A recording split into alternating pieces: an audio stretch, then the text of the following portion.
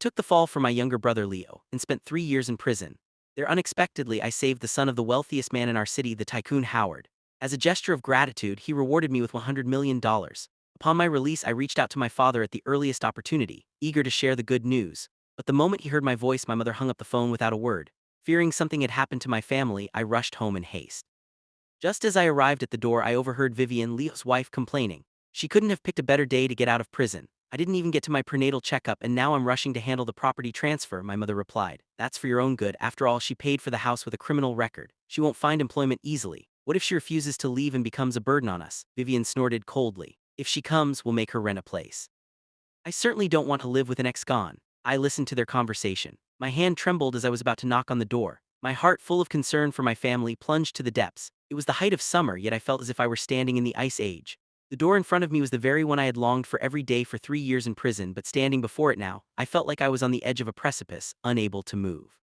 My parents favored Leo, but Leo had always been close to me. I went to jail to take the blame for him. Surely she wouldn't want to drive me out of the house with these thoughts in mind. Still, I knocked. My mother opened the door in feigned surprise. Ethan, you're back so soon? Your father just mentioned he was going to pick you up. She looked me over, forcing a pained expression. You've suffered and lost so much weight over these years. How I wished I hadn't heard her conversation at the door and that her concern was genuine. I responded with a tinge of bitterness. It's okay, taxis are convenient these days. I walked into the house as I spoke. Vivian immediately came over and sprayed me with alcohol as if trying to pour the entire bottle on me. Think too much of it. I'm just using alcohol to cleanse you of any bad luck, she said, trying to make me not think too much of it, but her face was full of undisguised disdain. She despised me for being an ex-convict, but she seemed to have forgotten that I went to jail for her and Leo without saying a word. I walked straight to my room. Bother looking. There's no room for you in this house, I heard my father say as I took a few steps. He was sitting on the sofa smoking, the ashtray filled with fresh cigarette butts. My arrival seemed to make him very upset. I stopped and looked at him coldly. I've only been in prison for 3 years, I didn't die.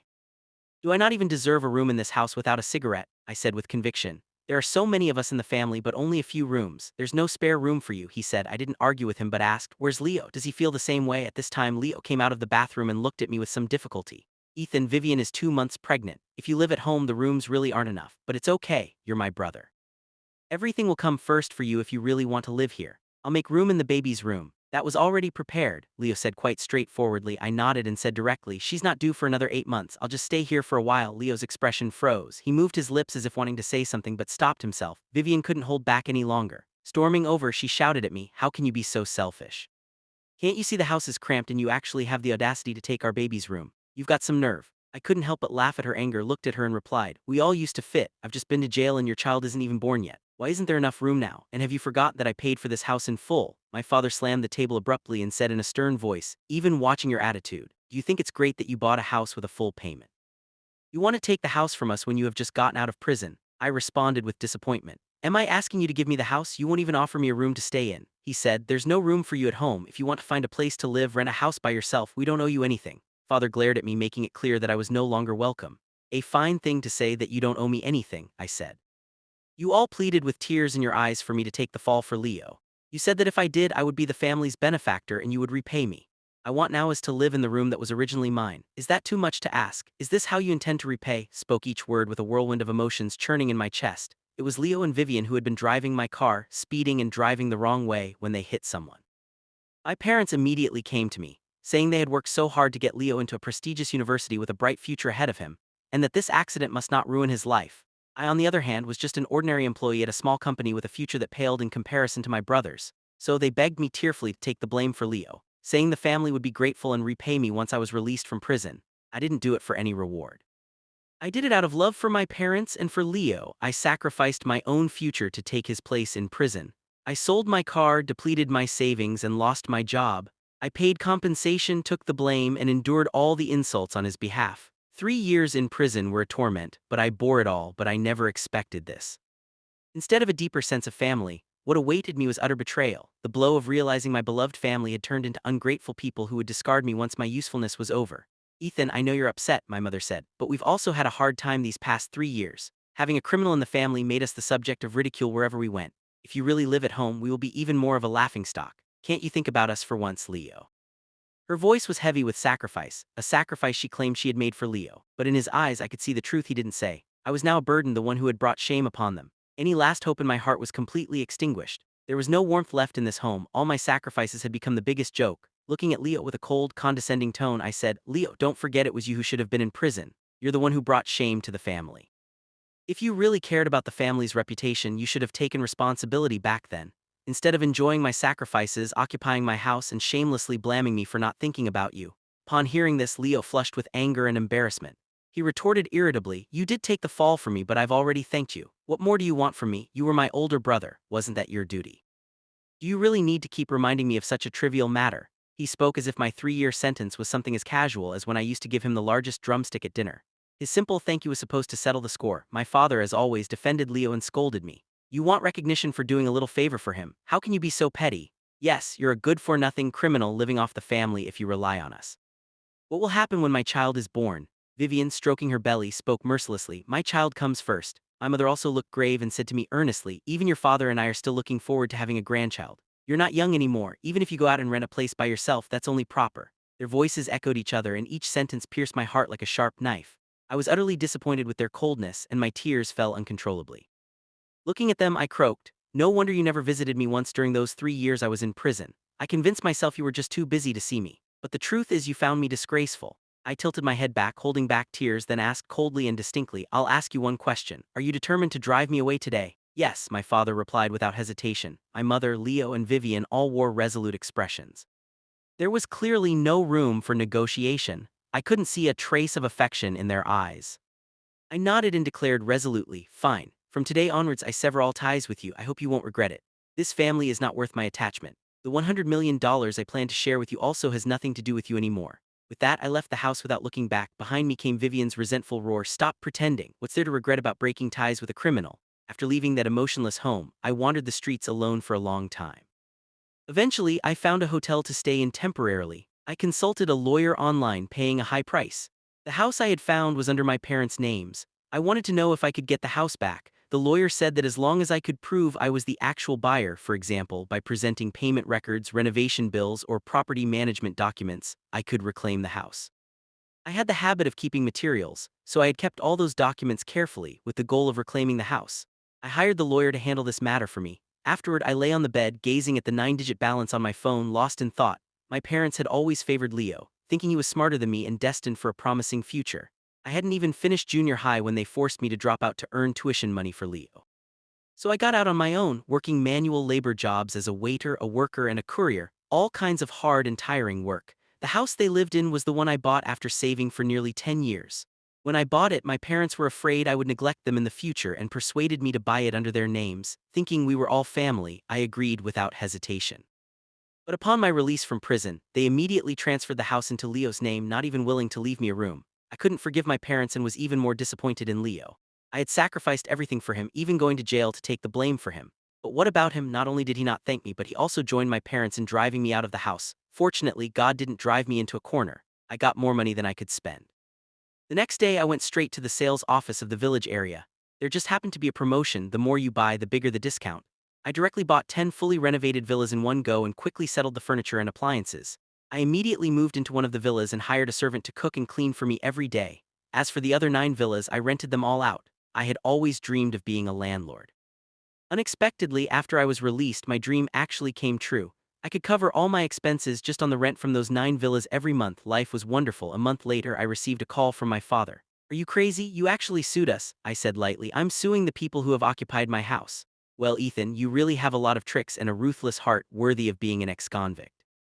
You have to make the scandal public, right? Even through the phone, I could see his livid face. Thanks to you for teaching me so well, I said sarcastically. Cheers to that. My mother also shouted, Ethan, so what if you get the house back? Don't forget Leo is now working in a big company with a monthly income of tens of thousands, and you're just a criminal who can't even find a job with no income. Even surviving is a struggle for you. You'll have to ask Leo for help. Are you sure you want to fall out with us over a house? I want this house back, not because I need it, but simply because I don't want you ungrateful people living in it. I ignored their curses and hung up the phone immediately. Just as I put my phone away, there was a knock at the door. I opened it to find a very beautiful, sexy girl standing there. I'm Alina, a tenant of Villa number 2. I remembered her clearly. She was the first tenant to rent one of my villas. Our transaction had gone smoothly. She liked the villa and signed the contract on the spot. I looked at her and asked in confusion, Well, what's the matter? She lifted her hair shyly and said, I'm hosting a class reunion at my place. They heard that a wealthy individual bought 10 villas here and that one of the girls is connected to you. They all want to meet you. I came to ask if you could honor me by attending the party." Eleanor's eyes were shy and her cheeks were flushed charmingly. I didn't know her well, so my first instinct was to decline. But looking into her pleading eyes, I found I couldn't refuse. Seeing my hesitation, Eleanor clasped her hands together and begged, "Please say yes. I've bragged to my friends that I'm very close to you and I promised I could bring you over to impress them. Just help me out so I won't be embarrassed. I have a weakness. I'm a pushover when people are nice to me. When someone asks for a favor, I can't say no. All right, I'll be right over."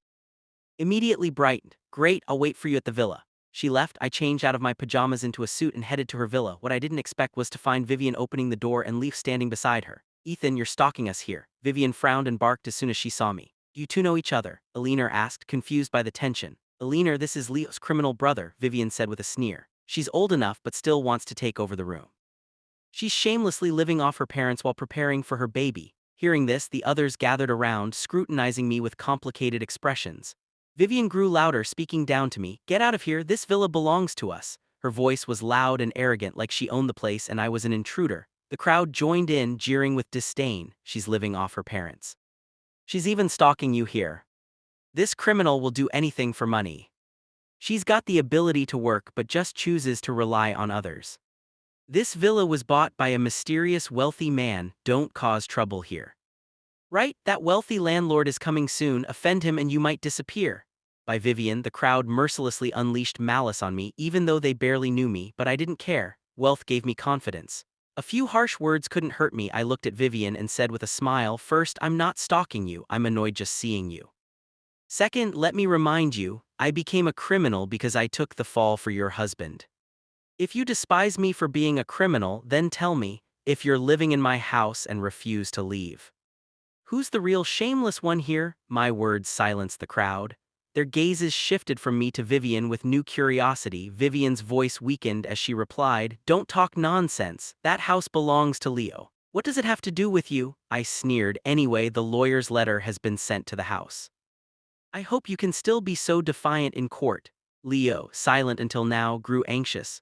"We're family. Do you have to make things so embarrassing?" She kept saying we were family, but her actions said otherwise. I looked at her coldly and said slowly, "Why didn't you say we're family when you drove me out of my own house?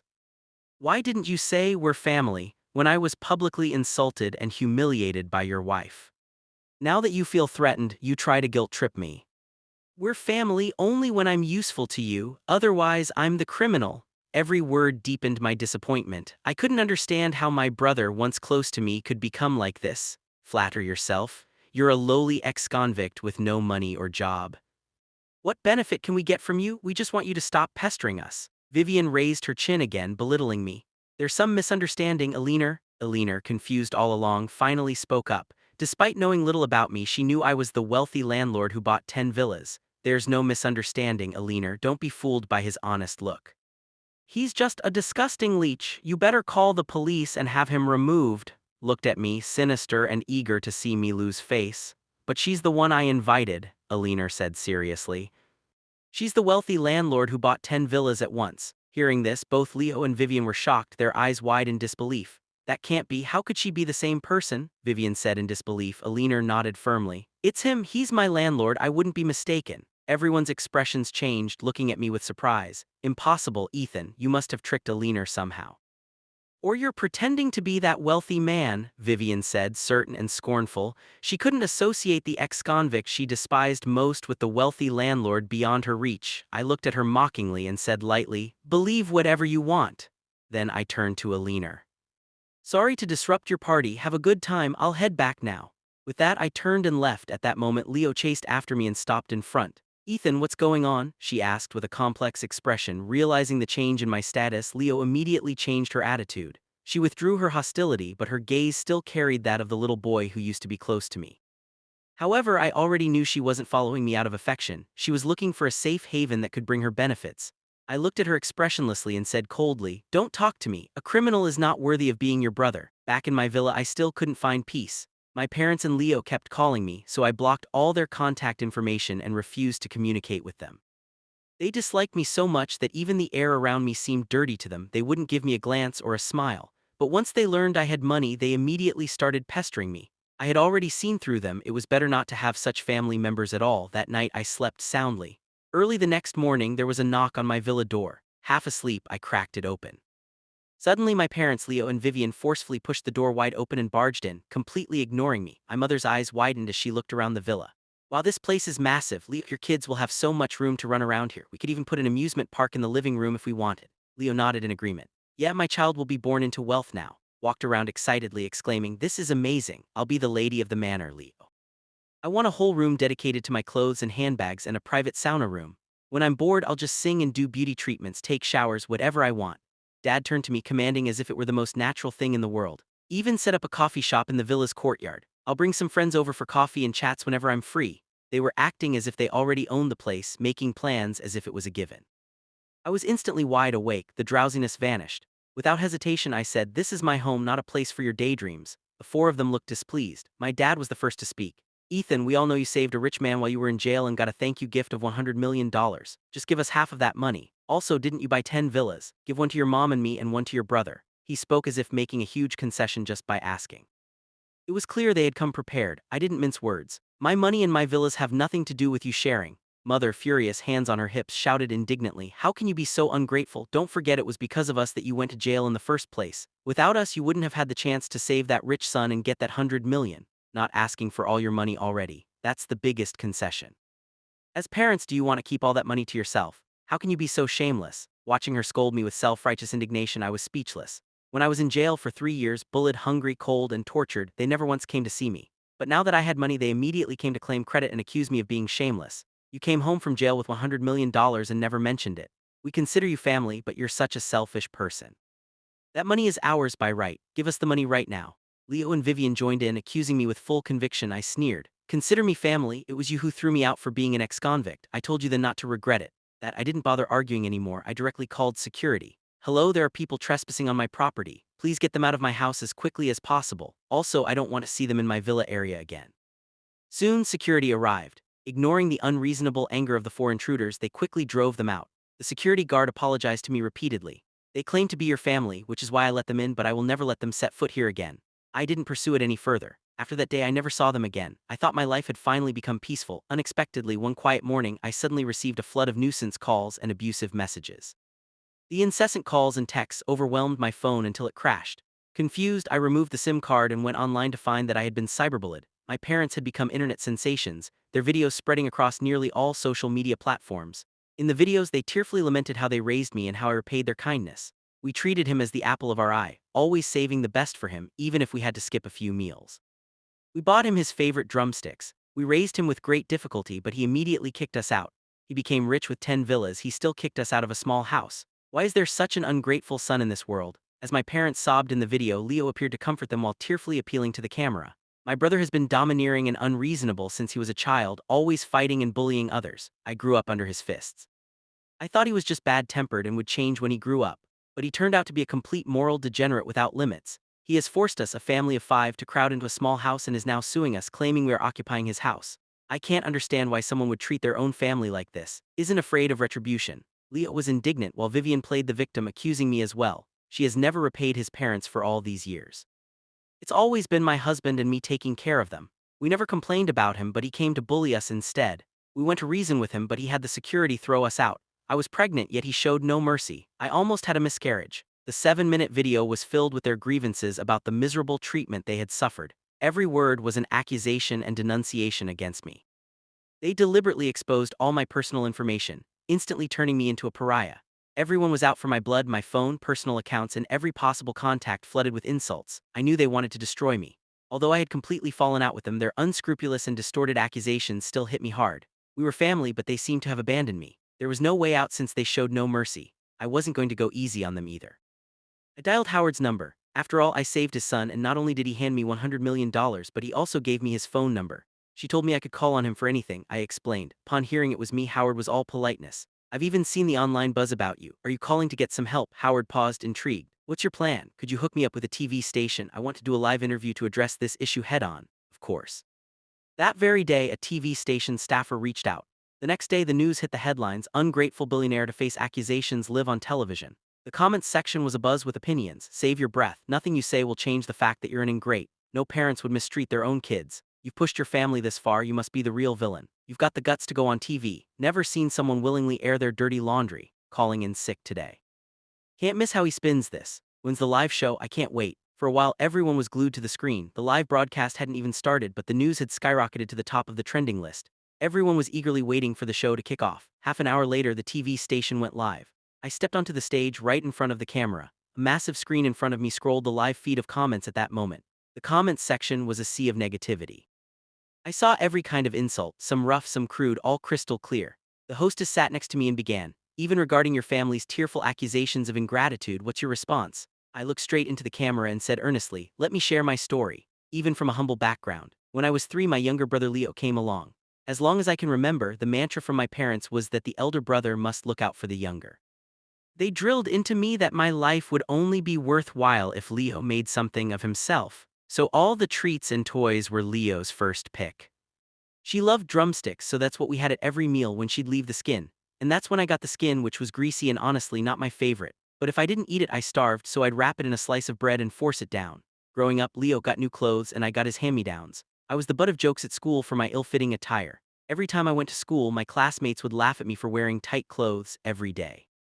I'd come home in tears and my parents would just tell me to eat less so the clothes would fit. They said spending money on me was better spent on Leo's toys. They chided me for not thinking of Leo. After that, I didn't even have the skin to eat in junior high. Leo thrived on good nutrition and I was the runt quickly outgrown by him. So I got his hand-me-downs that fit. I was relieved, but it didn't last. My parents told me to quit school and start working. They said Leo needed extra classes and there wasn't enough to go around. I loved learning and pleaded to stay in school. I said my grades were not bad and going to school wouldn't cost much money. I begged my parents to let me continue studying, but they said I wouldn't be able to earn money for Leo if I stayed in high school. They scolded me for being selfish, saying I didn't think about my brother at all and didn't care about him. I was berated and forced out into the world. My first gig was at a construction site breaking walls. My father set it up for me. It was grueling, dusty, and paid well enough to buy Leo new clothes, but I was scrawny and couldn't even hold the hammer. Steadily, the foreman scolded me for several days and I got fired after 2 weeks. That day I came home with my hard-earned cash only to be beaten by my dad for being useless. He said, "As a man, you can't even do manual labor." Mom counted the money, gave Leo $500 to spend at school and handed me $100 to buy him a birthday present. That I found jobs on my own, delivering waiting tables, factory work, fixing cars. I have done all kinds of jobs. Every cent I made went to support Leo. All of Leo's high school and college tuition and living expenses came from my hard work. I treated myself to new clothes only on Christmas. Meanwhile, Leo had a fresh outfit every day. This is what my parents called raising me with hard work and dedication. I recounted my life with a calm demeanor. The live chat, once a torrent of abuse, had fallen silent with only occasional voices of support. One commenter said, "I was Ethan's classmate in grade school. That's true. He had it rough, always in ill-fitting clothes. I used to join in the teasing." Admitted Ethan, "I'm sorry for my ignorance back then. I was in his middle school class. She was a top student," I continued. When the teachers found out he was dropping out, they pleaded with my parents to let me stay, but they wouldn't listen. We were in class when my parents dragged me out. I never came back. The live stream with its millions of viewers was utterly quiet through the screen. I could feel the weight of countless silent testimonies. The hostess, collecting herself, asked gently, "What happened next? What led to these online accusations from your family?" I offered a faint smile and recounted. Later, I screamed and saved every penny from my work for a decade and bought a house outright.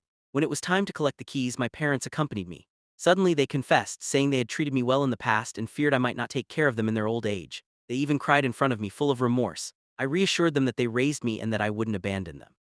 But they doubted, insisting that transferring the property into their names was the only way to secure their future.